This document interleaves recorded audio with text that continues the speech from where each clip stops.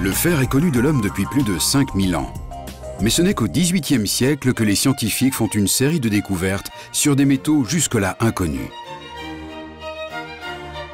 Ainsi, en 1751, le scientifique suédois Axel Fredrik Rönnstedt découvre le nickel.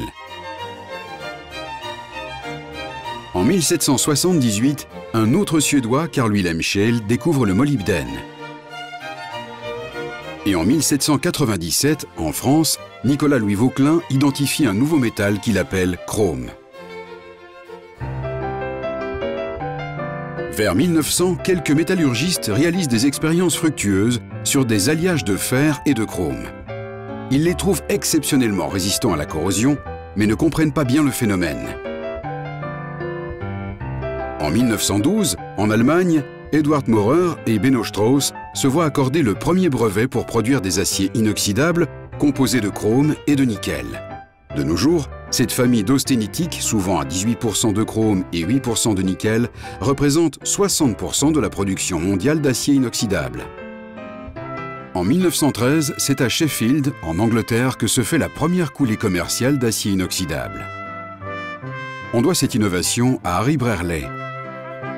Il développe des alliages de fer et de chrome extrêmement résistants.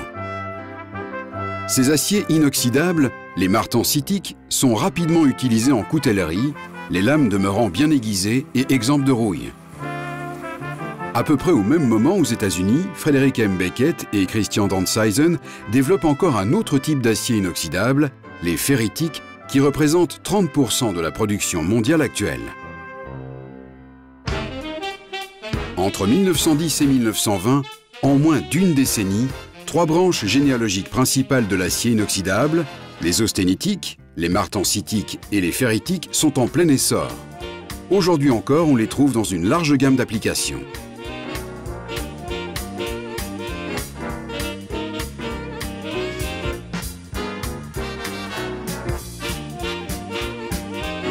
Vers 1930, en Suède, des métallurgistes développent une nouvelle famille d'aciers inoxydables alliant des structures austénitiques et ferritiques pour créer les aciers inoxydables duplex, principalement utilisés à l'époque dans l'industrie du papier.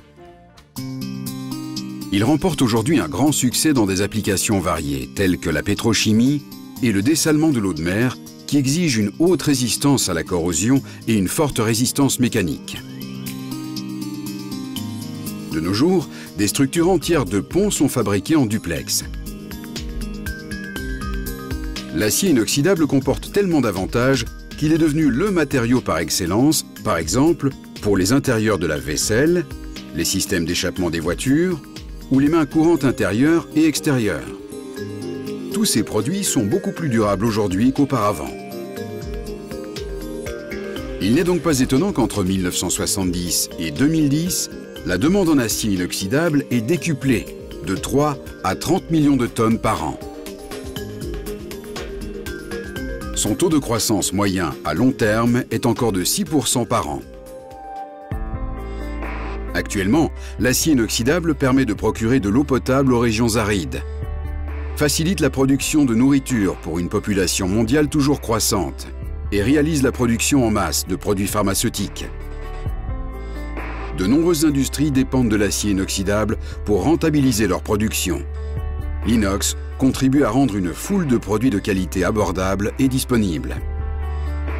L'acier inoxydable a un bel avenir parce qu'il est durable et si le choix de la nuance est bien fait, il résistera pendant des décennies.